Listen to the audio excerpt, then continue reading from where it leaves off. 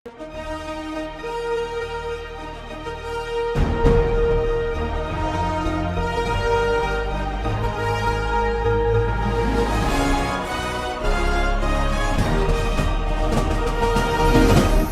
பார்த்து கொண்டிருப்பது உங்கள் ஜாஷ்வா டிவி. சகல ஜனங்களுக்கும் நற்செய்தி.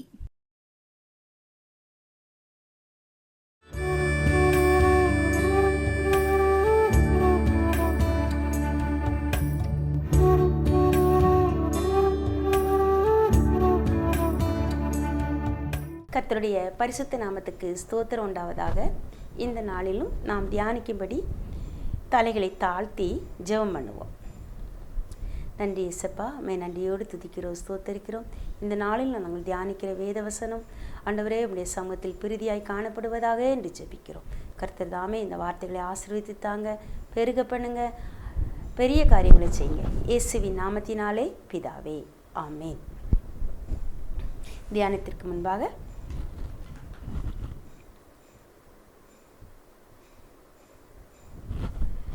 நாம் ஒரு வசனத்தை வாசிப்போம். ஏசாயா தீர்க்கதரிசியின் புத்தகம் 60வது அதிகாரம் 22வது வசனம். ஏசாயா 60:22. சின்னவன் 1000மும் சிறியவன் பலத்த ஜாதியும் ஆவான். கர்த்தராகிய நான் ஏற்ற காலத்தில் இதை தீவிரமாய் நடப்பிப்பேன். சின்னவன் 1000மும் சிறியவன் பலத்த ஜாதியும் ஆவான். கர்த்தராகிய நான் ஏற்ற காலத்தில் இதை தீவிரமாய் நடப்பிப்பேன். 1000மாய் பெருக வேண்டும் தேவா, நாங்கள் அதிசயங்கள் காண வேண்டும் தேவா. நாமம் என்றும் வெல்ல வேண்டுமே, உமது ராஜ்யம் துரிதமாய் வர வேண்டுமே. நாமம் என்றும் வெல்ல வேண்டுமே, உமது ராஜ்யம் துரிதமாய் வர வேண்டுமே. ஜீவதேவனே உம்மை வாஞ்சிக்கிறோ, ஜீவநாயகா உம்மை சேவிக்கிறோ. ஜீவாதிபதியே உம்மில் வாழ்கிறோ, ஜீவ மலர்களாய் நித்தம் மலர்ந்திடச் செய்யும். ஜீவாதிபதியே உம்மில் வாழ்கிறோ, ஜீவ மலர்களாய் நித்தம் மலர்ந்திடச் செய்யும்.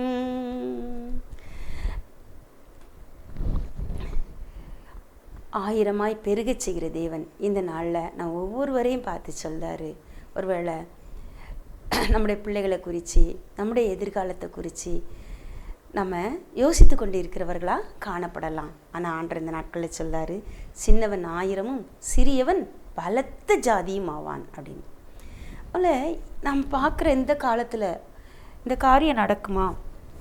இந்த காரியத்தை ஆண்டவர் எப்படி ஆண்டவர் செய்ய முடியும்? என் குடும்பம் மிகவும் எளிய நிலையில் காணப்படுது, என் பிள்ளைங்களுடைய படிப்பு ரொம்ப குறைவாக காணப்படுது, நானும் பேதையாக இருக்கேன்னு, என்னுடைய ஒரு சாதாரண இடத்துல இருக்கிற ஒரு பிள்ளைகள் குறித்து நம்ம இப்படி நினைக்கிறது உண்மைதான். ஏன்னா என்னோட எளிய நாட்களில், சிறு வயது நாட்களில் உள்ள காரியங்களை நான் திரும்பி பார்த்தேன்னு சொன்னால் அநேகர்கிட்ட நான் பகிர்ந்து கொண்டிருக்கிறேன். ஒரு 3rd ஸ்டாண்டர்ட் படிக்கும்போதெல்லாம் என்னோடய படிப்பை நான் தொடருவேனா அப்படிங்கிற மாதிரி ஒரு சிந்தனை எனக்கு வந்துச்சு.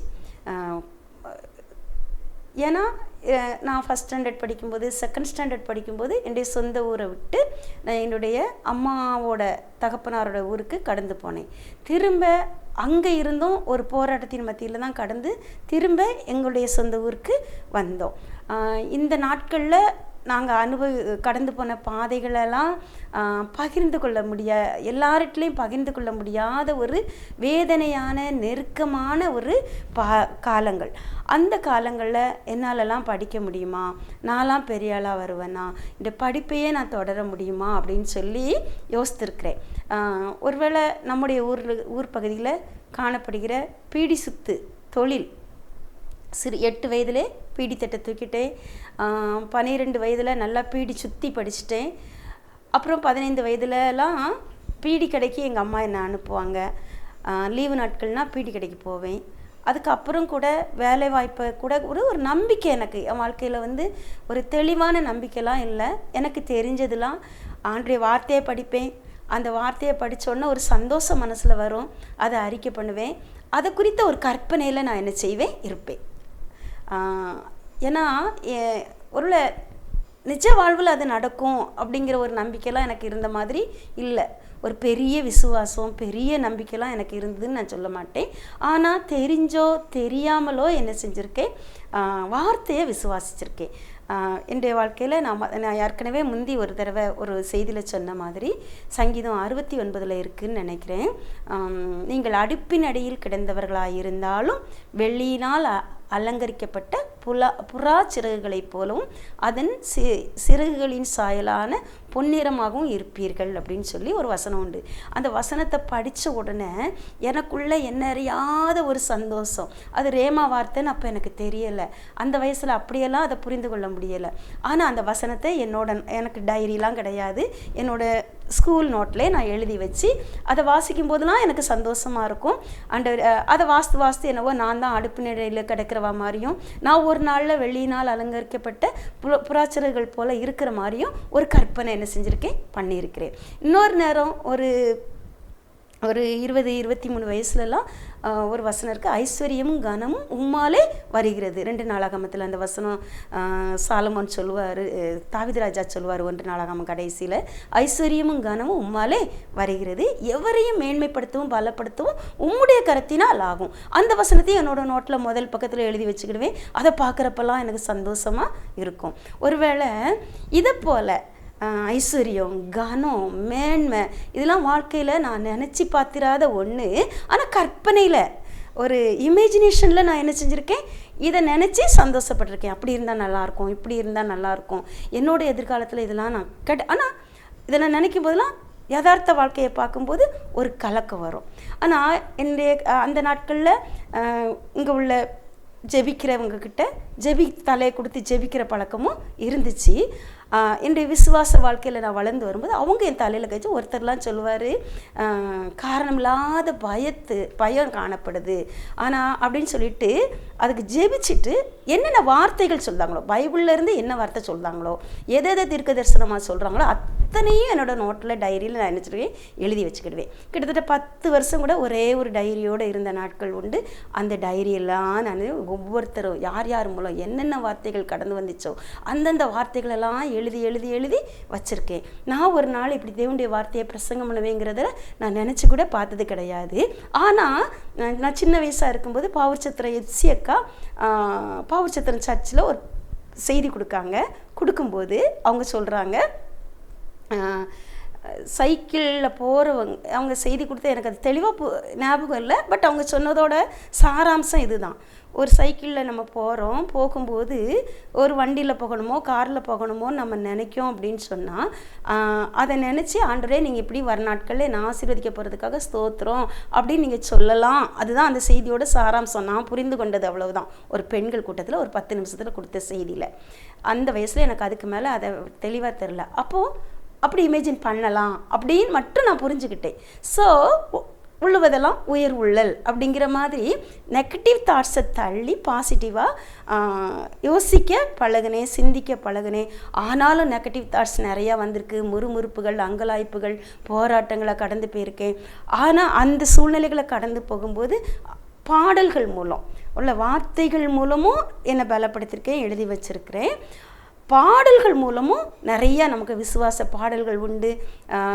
சிலுவை நிழலில் பாட்டு, அதே போல் இயேசு போதுமே பாட்டு, இந்த மாதிரி எந்தெந்த பாட்டெலாம் என் மனசை தொடுதோ அந்தந்த பாடுகளெல்லாம் எசேக்கியானை பாட்டு நான் நிறையா, எசேக்கியா பிரதரோட பாட்டு ஆனந்த துதி ஒலி கேட்கும், இன்னும் உம்மால் அன்றி என்னால் ஆகும், இன்னும் பார்த்தோன்னு சொன்னால் கர்த்தர் தேவன் எண்ணிலே, இந்த பாடல்கள்லாம் அன்னைக்கு அவரோட பாடல்னு எனக்கு தெரியாது.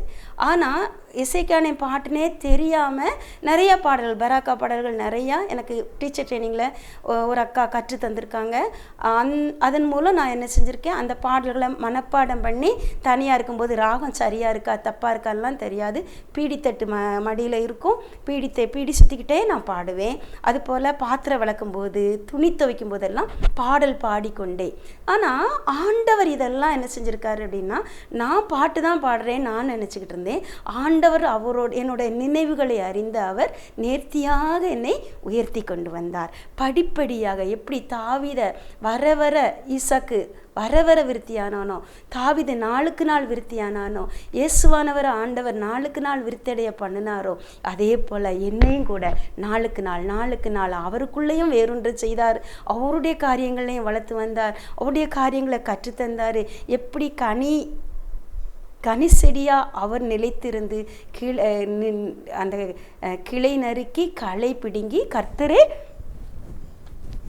காத்தனை சுத்தம் செய்தார் என்ற வார்த்தையின்படி அந்த மும்பாதம் பணிந்தேன் பாட்டெல்லாம் பாடினா எனக்கு அவ்வளோ மனசுக்கு சந்தோஷமாக இருக்கும். அப்படி பாடி பாடி பாடி ஆண்டுடைய சமூகத்தில் நான் களி கூர்ந்து கொண்டிருந்தேன் தான் நான் சொல்லுவேன். அது இப்போ தான் என்னால் உணர முடியுது. அந்த வயசில் அது ஜஸ்ட் எனக்கு ஒரு ரிலாக்ஸேஷனாக தான் தெரிஞ்சிச்சு. ஆனால் என்னுடைய அந்த பாடல்களில் என்னோட பேச்சை சிறுபிள்ளையை போல் மற்றவங்ககிட்ட என்னோட காரியங்களை நான் பகிர்ந்து கொள்வேன். அவங்க என்ன சில நேரம் அவங்களுக்கு அது ஆசீர்வாதமாகவும் இருந்திருக்கலாம். உள்ள யோசேப்பை கேலி பண்ண மாதிரி என்னையும் நிறைய நேரம் கேலி பண்ணியிருக்காங்க, பரியாசம் பண்ணப்பட்டிருக்கேன். மற்றவங்களால் அந்த தாவீதை எலியாப் கடிந்து கொண்டது போல் நான் கடிந்து கொள்ளப்பட்டிருக்கேன். என்னை பேதுரு ஆண்டவரை கடிந்து கொண்டது போல், தாவீதை எலியாப் கடிந்து கொண்டது போல் என்னை நேசிக்கிறவங்களே என்ன செஞ்சுருக்காங்க, உண்மையாகவும் கடிந்து கொண்டிருக்காங்க, கோபமாகவும் முகத்தை திருப்பியிருக்காங்க. இந்த மாதிரி காரியங்கள்லாம் வாழ்க்கையில் கடந்து வந்தேன். ஆனால் இந்த நாளில் என்னோட வாழ்க்கையை நான் பார்க்கும்போது ஆண்டவர் நேர்த்தியாக உயர்த்தி கொண்டு வந்திருக்கிறாருங்கிறத என்னுடைய வாழ்க்கையில் என்னை அறிஞ்சவங்க பார்க்க முடியும். என்னுடைய பிள்ளைகளை குறித்த கலக்கெல்லாம் வரும்போது வேதத்தில் ஒரு வசனம் இருக்கிறது, உன் பலகணிகளை பளிங்கும் உன் வாசல்களை மாணிக்க கற்களும் ஆக்குவேன்னு. அதையே எசேக்கியானை எப்படி பாட்டா எழுதியிருப்பாங்க அப்படின்னா, கல்லுகளை பொன்னாக மாற்றுவார், தூசிகளை கோபுரத்தில் ஏற்றுவார்.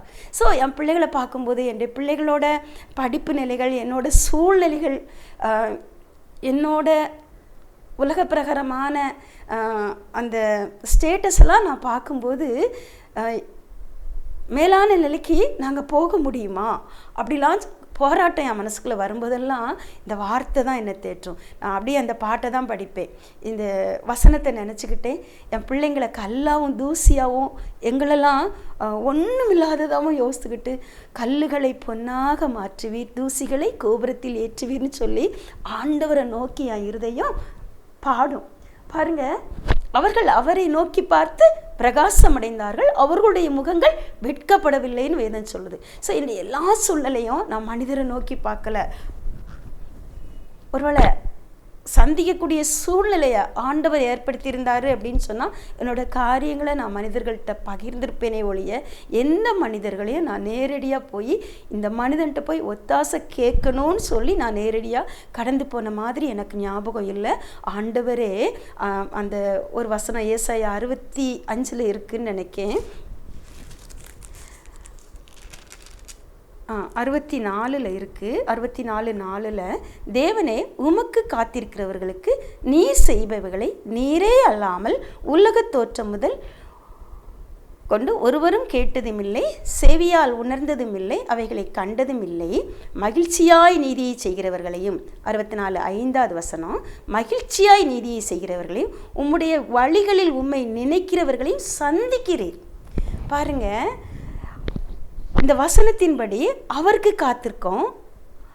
அது மாத்திரம் இல்லை, மகிழ்ச்சியாய் அவர் நீதியை செய்யணும். அவர் என் வாழ்க்கையில் அனுமதித்த காரியங்களை நான் மகிழ்ச்சியாய் செய்து கொண்டு வர ஆண்டு கிருபை செஞ்சார். சில காரியங்களை ஏற்றுக்கொள்ள முடியாத காரியங்கள், கடக்க முடியாத காரியங்கள்லாம் இருந்தது உண்டு.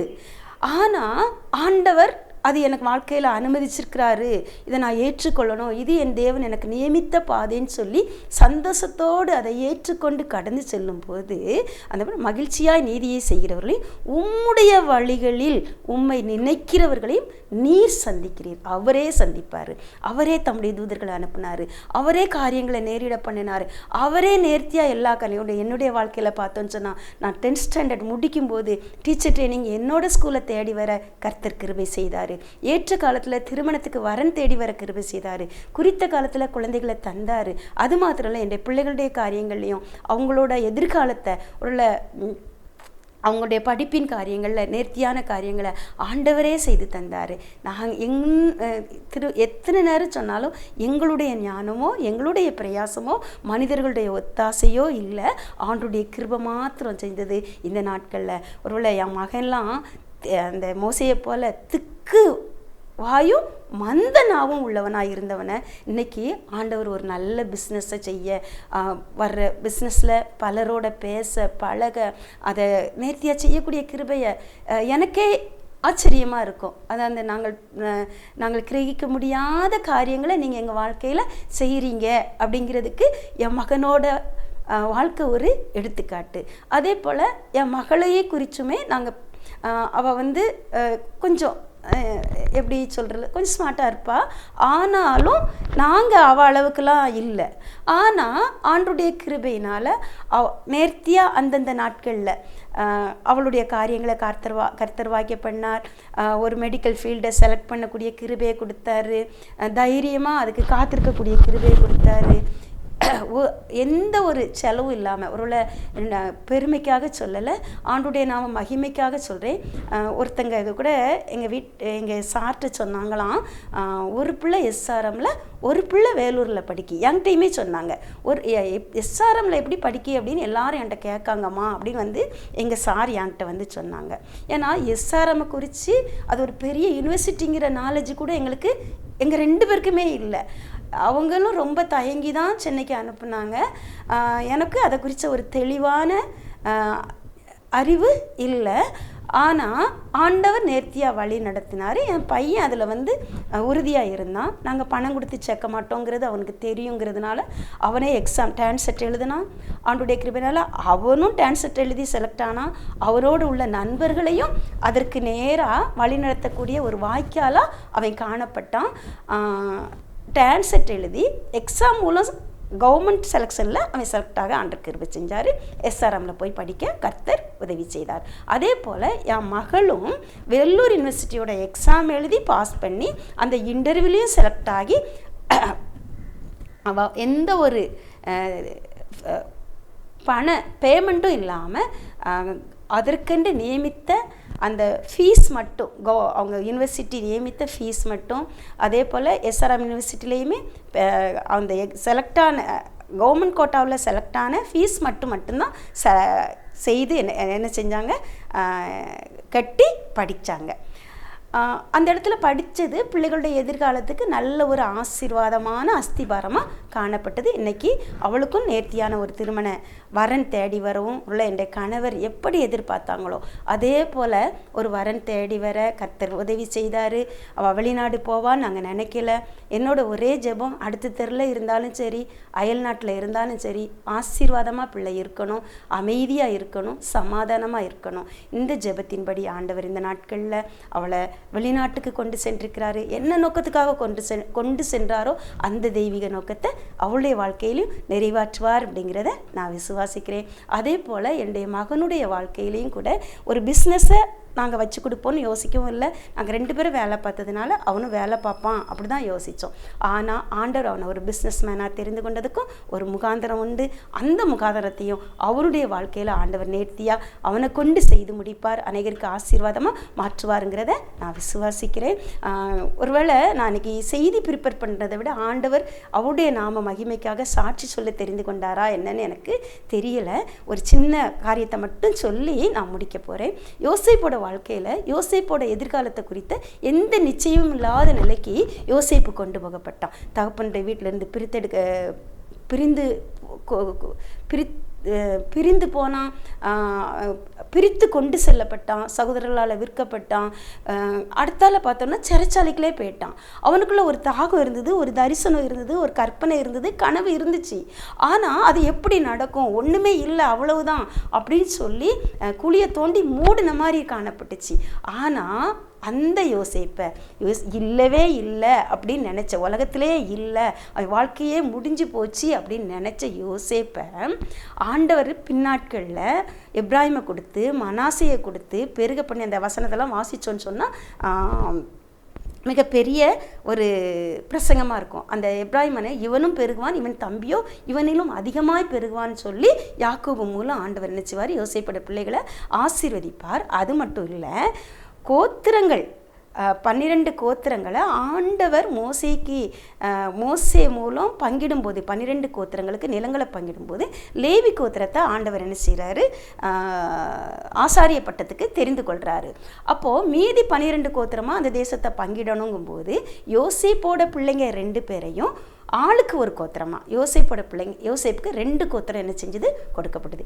ஒருத்தனை இல்லாமே போக பண்ணிட்டோம்னு நினச்சி கூட சேர்ந்த 11 பேரும் நினச்சாங்க. ஒருத்தன் அவனுக்கு வாழ்க்கையும் கிடையாது, வரலாறும் கிடையாதுன்னு நினச்சாரு. ஆனால் ஆண்டவர் அவனுடைய வரலாற்றை எப்படி மாற்றினாரு, யோசேப்பை ஆசீர்வதித்து பெருக பண்ணி அவனுக்கு 2 அதுக்கு பிறகு எத்தனை குமாரர் கொடுத்தாங்களோ தெரியாது. ஆனால் அந்த மனாசேயும் எப்ராஹிமையும் யாக்கோபு தன்னுடைய பிள்ளைகளாக தெரிந்து கொண்டார். அந்த தீர்க்க தரிசனமாக தான் அவர் தெரிந்து கொண்டார். ரெட்டிப்பான சுதந்திரத்தை அவருக்கு கொடுத்தாரு. அவர் தன் கையால் சம்பாத்தியம் பண்ண அந்த சுதந்திரத்தை யோசேப்புக்கு கொடுத்தாரு. அது மட்டும் இல்லை, மோசே அந்த யோசேப்போட பிள்ளைகளை எப்ராஹிம் ஒரு கோத்திரமா, மனாசே ஒரு கோத்திரமா, முதல்ல 10 கோத்திரம், அதுக்கடுத்து 2 கோத்திரம், இந்த லேவி கோத்திரம் வெளியே வந்த இடத்துக்கு யோசேப்போட பிள்ளை போகக்கூடிய இடத்த மேன்மையான சுதந்திரத்தை கொடுத்தாரு. பாருங்க, எவன் ஒருத்தனை இல்லாமல் ஆக்கணும்னு உலகம் நினைச்சுது. அதான் ஆனால் ஆண்டவர் சொல்ல, சின்னவன் 1000 சிறியவன் பலத்த ஜாதியுமாவான், ஏற்ற காலத்திலே கர்த்தராகிய நான் இதை தீவிரமாய் நடப்பிப்பேன்.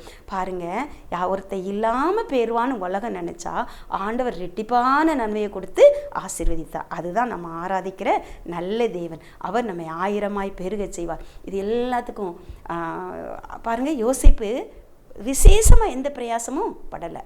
அவன் உண்மையாக வாழ்ந்தான். எந்த இடத்துல இருந்தானோ அந்த இடத்துக்கு உண்மையாக வாழ்ந்தான். ஆண்டருடைய அன்பை தாம் மூலம் வெளிப்படுத்துகிற ஒரு கனிதரும் செடியாக காணப்பட்டான். ஆண்டவரை போல மன்னிக்கக்கூடிய ஒரு இருதயம் அந்த யோசேப்புக்கு இருந்துச்சு. ஆண்டவரை போல ஆண்டருடைய கர்த்தருடைய சித்தத்துக்கு அர்ப்பணிக்கக்கூடிய ஒரு கீழ்ப்பிடிதல் அவங்கிட்ட காணப்பட்டது. இயேசுவானவருக்கு அவன் முன்னடையாளமாக இருந்தான். நாமும் கிறிஸ்துவை போல வளருவோம், கிறிஸ்துவின் அன்பில் வளருவோம், கிறிஸ்துவின் மன்னிப்பில் வளருவோம், கிறிஸ்துவின் கீழ்ப்பிடிதலில் நம்ம வளருவோம். கிறிஸ்துவை போல இன்னும் ஆண்டவரே உடைய திவ்ய சுபாவத்துக்கு எங்களை பங்குள்ளவர்களாய் மாற்றுங்கன்னு சொல்லி அந்த திவ்ய சுபாவத்தை நம்மளை வளர்க்க பாடுபட மற்ற எந்த காரியத்துக்கும் நம்ம பாடுபட வேண்டாம். அவருடைய சுபாவத்தை வளர்க்க நம்ம பாடுபடுவோம். நமக்கு ஆண்டவர் ரெட்டிப்பான சுதந்திரம் மட்டும் இல்லை, 1000 மடங்கு பெருகக்கூடிய கிருபைகளை, எங்கள் சகோதரியே நீ கோடியாய் பெருகுவாயா, எங்களுடைய கிருபைகளை வானத்து நட்சத்திரங்களை போல கடற்கரை மணலை போல நம்ம பெருக பண்ணக்கூடிய கிருபைகளை, நம்முடைய சந்ததி பெருக பண்ணக்கூடிய கிருபைகளை தருவார். நாம தேடி போக வேண்டாம். அவரே வழியில் தூதர்கள் மூலம், தாசர்கள் மூலம், நிகழ்வுகள் மூலம், சூழ்நிலைகள் மூலம் சந்தித்து நேர்த்தியாக நீதியின் பாதையில் நடத்துவார். நேர்த்தியான இடங்களில் நமக்கு பங்கு உண்டு, சிறப்பான சுதந்திரம் கர்த்தர் நமக்கு தருவார். கர்த்தர் தாமே இந்த வார்த்தைகளை ஆசீர்வதிப்பாராக. நாம் ஒளியாய் உப்பாய் ஜீவ வாசனாய் இந்த உலகத்தில் வாழ்ந்திருந்து அநேகருக்கு ஆசீர்வாதமாய் மாற கர்த்தர் அனுக்கிரகம் செய்வாராக. தலைகளை தாழ்த்தி ஜெபம் பண்ணுவோம்.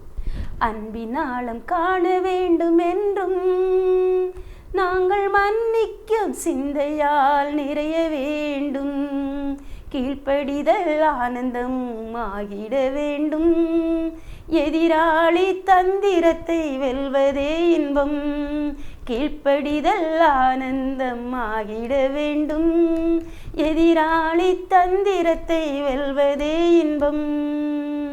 நன்றி தகப்பனே, எங்களை 1000 பெருக செய்கிறவரே நன்றியோடு துதிக்கிறோம், ஸ்தோத்திரிக்கிறோம். உடைய திவ்ய சுபாவத்துக்கு எங்களை பங்குள்ளவர்களாய் மாற்றும் வல்லமையுடையவர்கள், மகிமையானவர்களை எனக்கு செய்தார் என்று ஆண்டவரே 1000ங்களோடு பகிர்ந்து சாட்சியாய் நிற்கக்கூடிய எதிர்காலத்தை எனக்கு எங்களுக்கும் நீ தரப்போகிறதற்காய் நன்றி செலுத்துகிறோம். துதிகன மகிமை எல்லாவற்றையும் நீர் ஒருவரே எடுத்துக்கொள்ளும். இயேசுவின் நாமத்தினாலே பிதாவே, ஆமென்.